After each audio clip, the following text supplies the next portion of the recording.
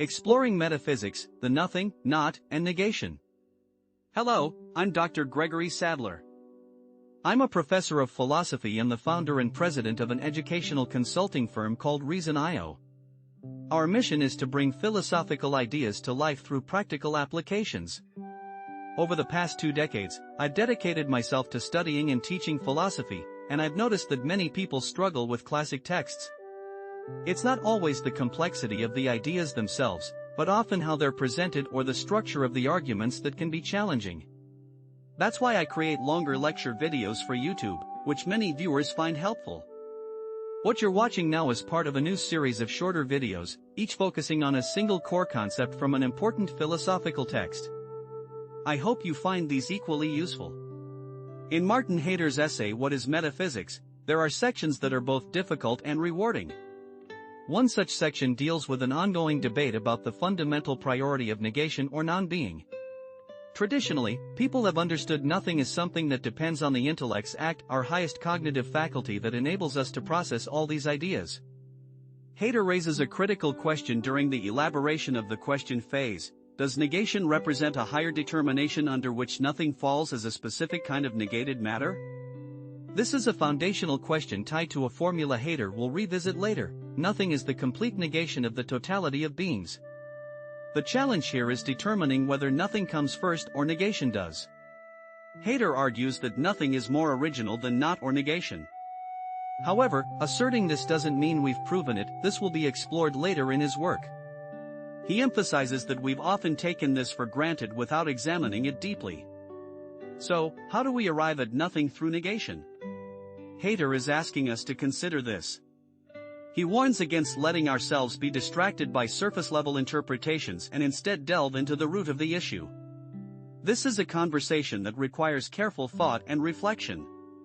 When we consider the seemingly impossible question of nothingness, we must still address the fundamental requirement that arises with any inquiry. If we are to question nothingness as we have been doing, we must first be able to confront it. The critical question then becomes, do we truly encounter nothingness? We certainly discuss it, it appears in our conversations. But is this merely a careless way of expressing ourselves? Could a more rigorous scientific approach to both language and existence help us trace our thoughts back to the act of negation that we need to examine?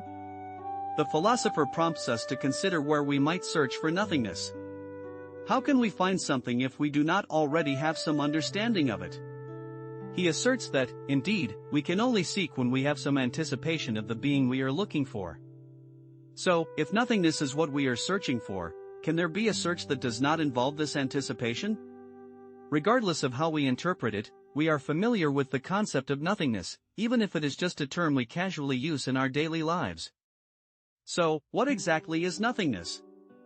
We can start with a definition: it is the complete negation of all beings. But what does this mean for us? How can we comprehend this definition? This is an important point to consider, as many people enjoy providing definitions and starting from them.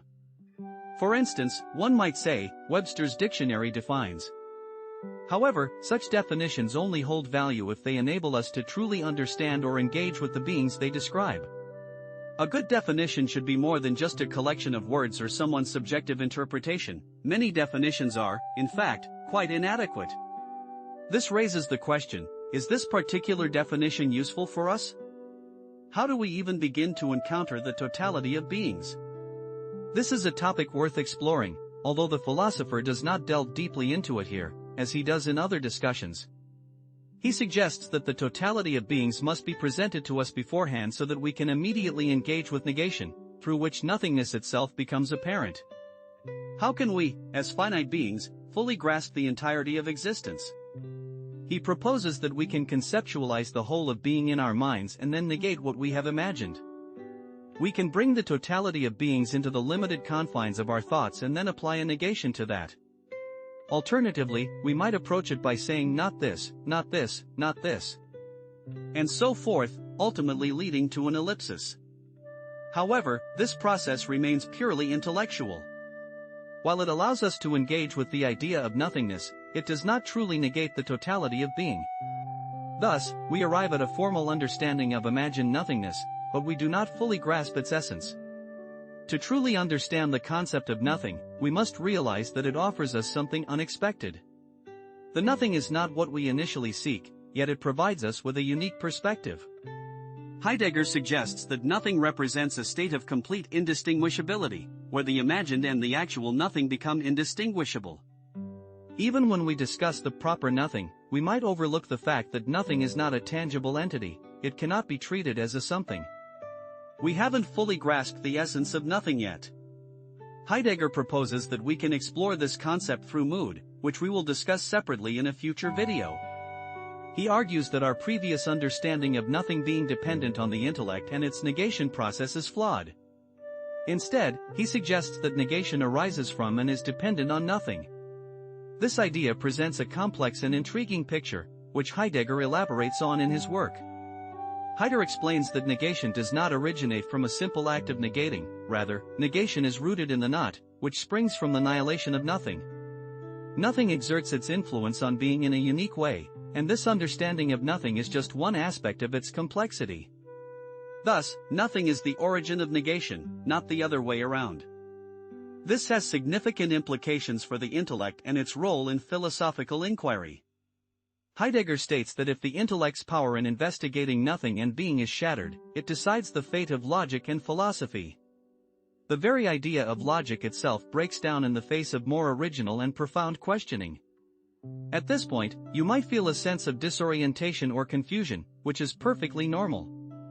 Understanding nothing is challenging, even though we have a word for it in various languages. Grasping the true nature of nothing opens the door to a deeper understanding of negation and the use of the not.